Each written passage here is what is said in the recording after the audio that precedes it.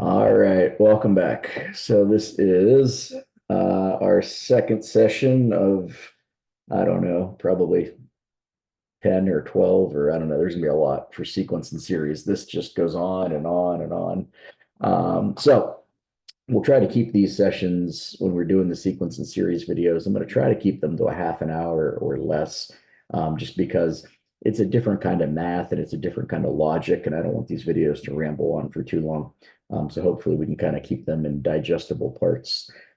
So today we're going to start off with what is a series, and a series is the same thing as a sequence, which is what we were talking about in the previous section, except that you add all the terms in a series. And so we have two things. We have a sequence, and that's just a bunch of numbers that have a pattern, and that pattern could be adding or multiplying the same number over and over. And a series is the same thing, except it's going to involve a summation, which means we're going to be adding up all of the different terms of our thing. So, for example, if you saw, this is called the summation symbol. You should have seen this in previous classes. And the bottom number is where we start, and the top number is where you conclude.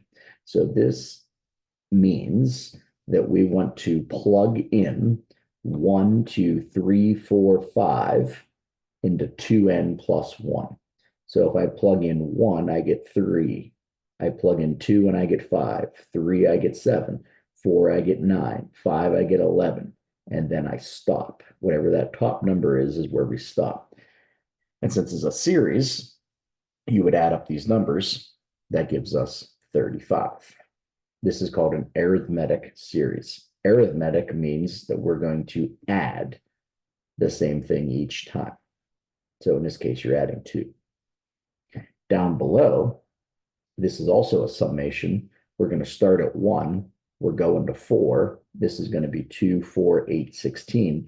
In this case, you're going to be multiplying by the same thing each time, and that's called geometric.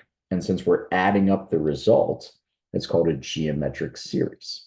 And if you add those all up, you get whatever you get.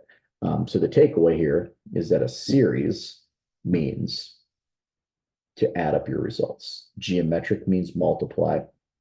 Arithmetic means addition. Okay. All right. Next, we're going to jump into our first of many. These are called tests. Now, if you are serious here with me and you're on board and you're watching these videos, this last unit gets a little wild.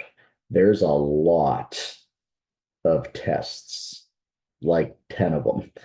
So every time I say, and here's another test, you want to add this to your list. And I will get you a graphic that summarizes all of this, but just trying to tell you what's coming here.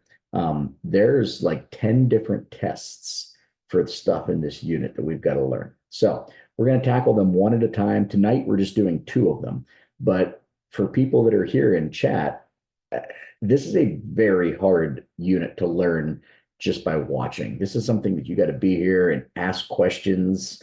If possible, turn your video cameras on. Like, there's no race here. This is the kind of stuff where, like, you got to just ask stuff and have conversation and say, I don't understand the thing you just said. Do that again. And you got to have conversation on this, because this is the kind of stuff, this is kind of, even for me, and I've been teaching this for ages, to me, this kind of gets outside the realm of like, yeah, calculus, like when I start saying stuff like derivatives and points of inflection, like that makes sense if you're tagging along. This gets a little out there to where you kind of want to have conversation and be asking stuff and kind of get together on it. So this is going to be, so for a geometric series, think about what that means. We're going to be multiplying and adding up the terms. And the first word we're going to talk about is called a ratio. And a ratio is what you multiply by each time. So we want to get very familiar with that word, just because anything that we're doing that's geometric, the pattern is going to be called the ratio, right? So like up above, 2 to 4, 4 to 8, 8 to 16, sounds like we're multiplying by 2. The ratio in that would have been 2. No problem. We just got to make sure we're familiar with that word. Okay, now we're going to go back to these words from last video, converging and diverging. So converging means we come into a specific answer. Diverging means we just shoot off into infinity. I just picture it as a spaceship going off into space. It's gone forever. We're not getting an answer. Converging means we're going to come into an answer and we can work with it. Okay. So now, hopefully this makes sense, but take a second, pause the video if you have to, and process the difference between these two.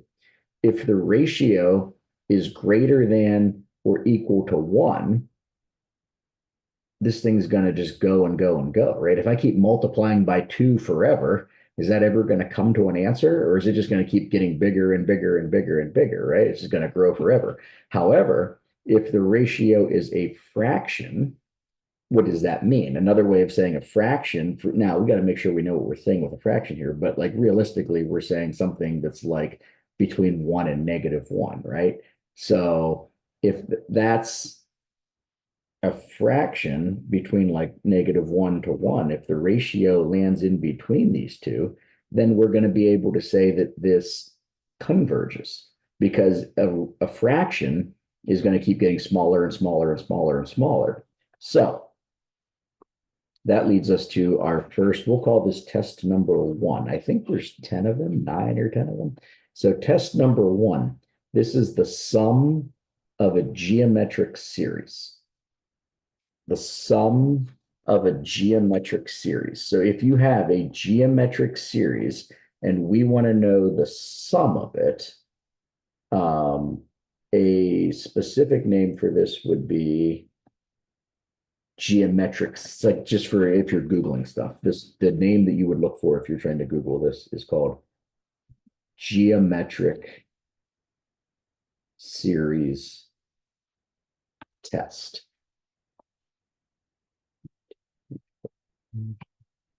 Okay, I'm looking at the sheet here that we're going to cover eventually. Looks like we have 9 of these formulas that we're going to cover in total. So we'll label them as we go. This is number 1, geometric series test.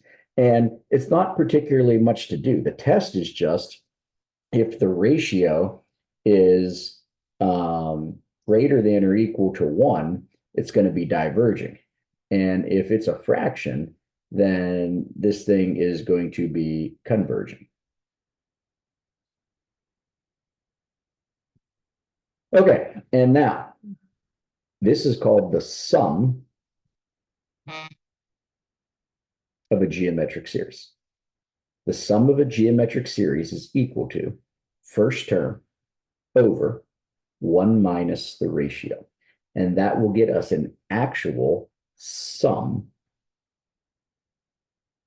to the series. All right, let's take a look. If I told you the following,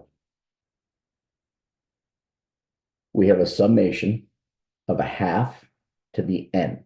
Okay, first thing I want to look at here is if I start plugging in these numbers, I'm supposed to plug in 1, 2, 3, 4, all the way up to 10. As I plug these in, it's going to be a half to the first, plus a half to the second, plus a half to the third, plus, and we're not going to write this out 10 times, but first things first, is this a geometric series? Sure looks like it. Every time it's going to be 1/2 as your multiplier, right? So yes. And then what is the ratio in this thing? The ratio is going to be a half, right? And since the ratio is a fraction, now the next question is this going to converge or diverge? So since the ratio is a fraction, we can find the sum of these. So the sum of a geometric series is first term over 1 minus the ratio. Okay, so what is the first term? The first term is what happens when I plug in 1. I get a half over 1 minus, what's the ratio? Half. So this is a half divided by a half, which is equal to 1. So if we added all of these up,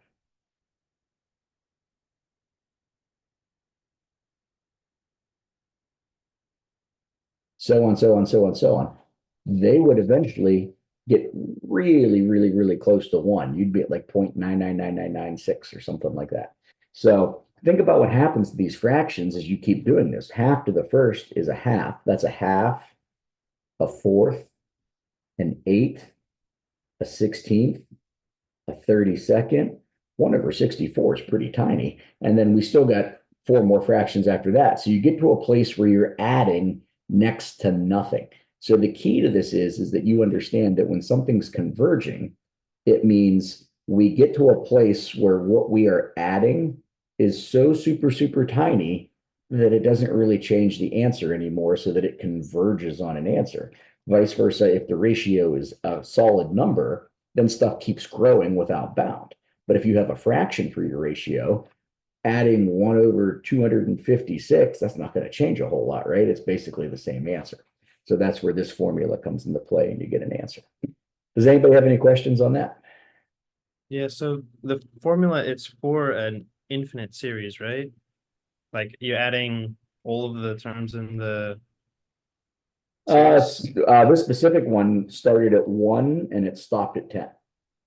So would it be actual one? Like if you were to add all the numbers, would it be one or would it be, approaching one? It would be approaching, it would be super, super close to 1. So the further out this number went, it's kind of like, think of a limit, basically. Okay. This is essentially the same idea as a limit. So like as if we let this top number be 100, then it would just get closer and closer and closer to that. But we would be super close to the number 1, like so close that it's essentially 1.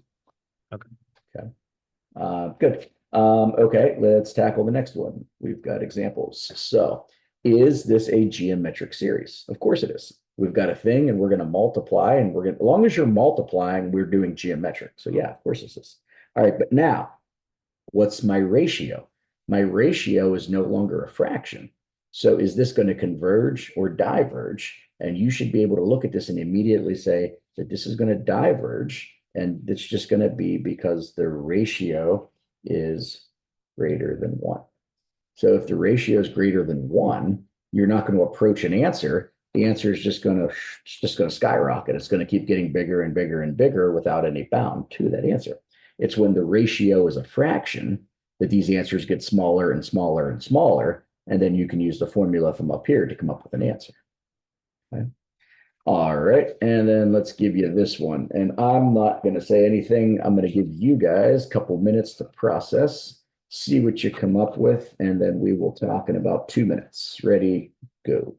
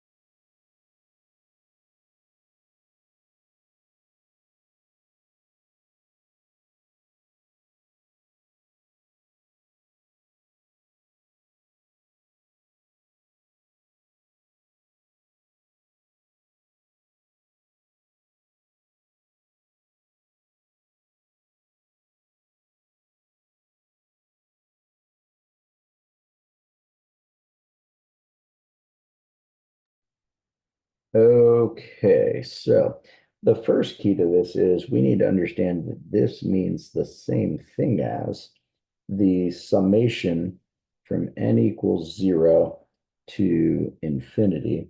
And since this is a negative exponent, we could call this 1 over e to the n, right? Now, we don't expect you to know exactly what e is, but you need to know that it's at least in our knowledge bank, we should say E is 2.71, so on, so on, so on, but at least know that it's 2.71. So 1 divided by that, it's going to be a fraction, right? So now we need to be able to look at this and say that the ratio is a fraction. So is it a geometric series? Yeah, sure is. And then what are we going to do with this? Is it going to converge or diverge? Well, what's our ratio? My ratio is a fraction. So since it's a fraction, this checks out. We can use our formula. And our formula for the geometric sum is going to be first term over 1 minus the ratio. Okay, so what is the first term? Whenever I plug 1 um, into this, what are we going to come up with is our next question. Or I'm sorry, we're not going to plug 1 in. Where does this one start at? It starts at 0. So when we plug 0, this is always your start and your stop. So if we plug 0 in, this is just going to be the number 1, right? Because anything to the power of 0 is 1. So first term over 1 minus the ratio. Now, it depends on what you're working with here. If this is free response, sounds great. We're done. Multiple choice, got to see what we have. So maybe that is the answer. I don't know. We could also say that this is common denominator. You could call this E over E. That's still 1. So this could become E minus 1 over E. You could then, if you wanted, turn this into a 4-story fraction. 1 over 1 is still 1. You could call that E over E minus 1. If I was taking bets, I think that's the answer that would be in multiple choice. So these all mean the same thing. You just kind of have to manipulate the multiple choice there a little bit to see what answer checks out. Does anybody have any questions on that? Okay, let's have you guys try a little bit. So let me have you, I'm going to read the directions to you, and then I'm going to scroll this up so you can see all 4 problems. For all of the following, if the sum converges, find the sum to which it converges to. If it diverges, say so, and list the ratio which causes that to happen.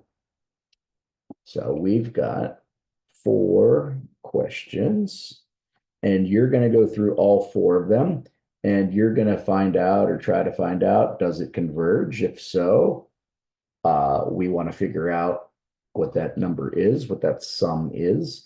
And if it diverges, state that as well and see what you can come up with. All right, we'll talk in about 7 minutes or so. Go.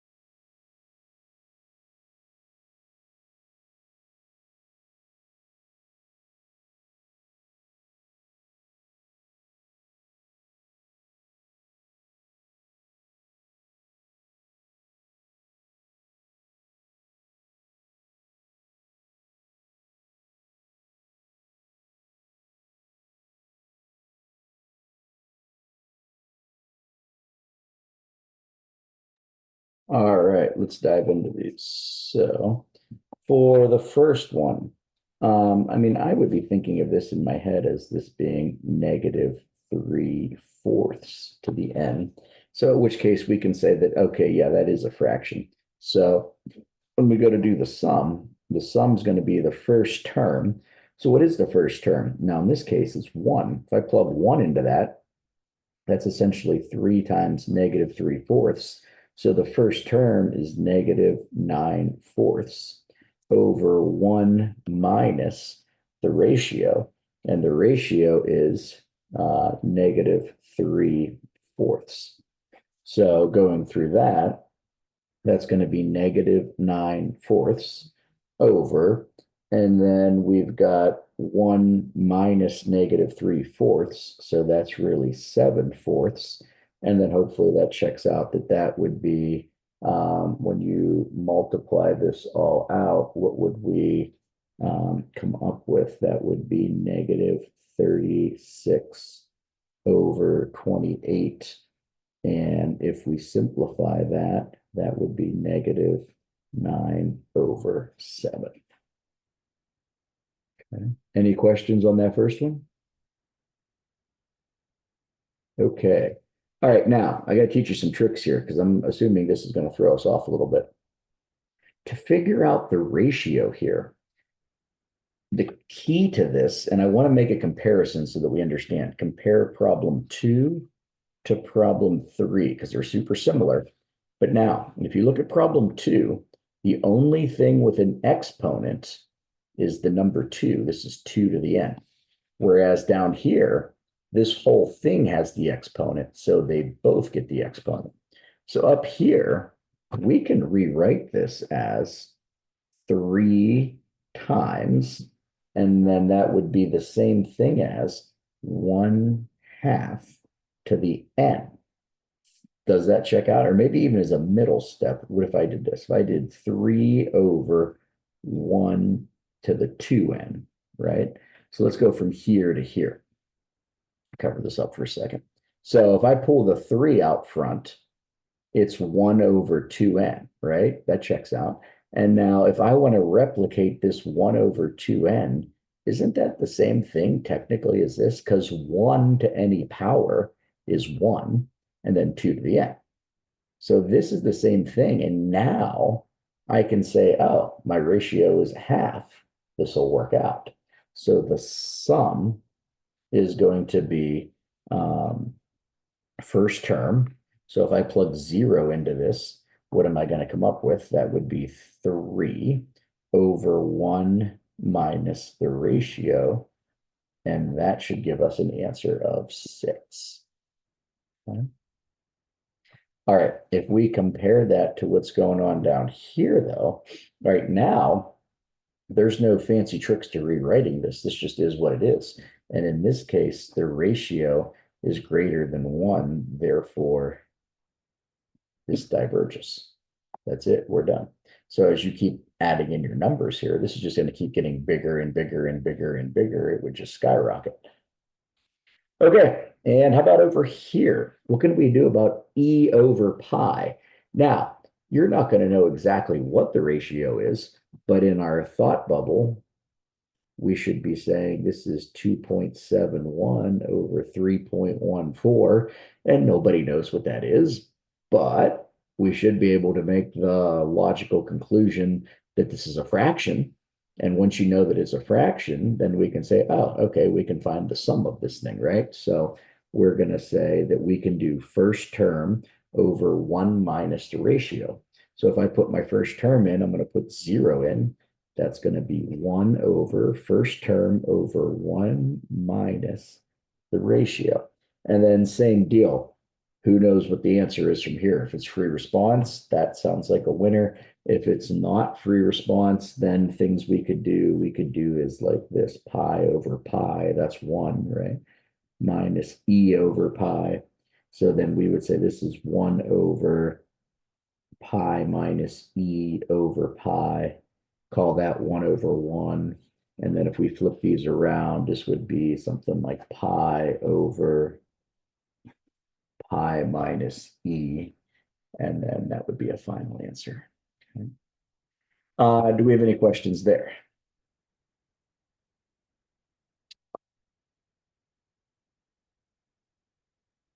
Okay. So that almost, there's a hair left, but like I said, I want to keep these like a half an hour, because that's enough, but I want you to digest that. To give you an idea, that's almost the conclusion of my first packet, and I have 6 packets on this.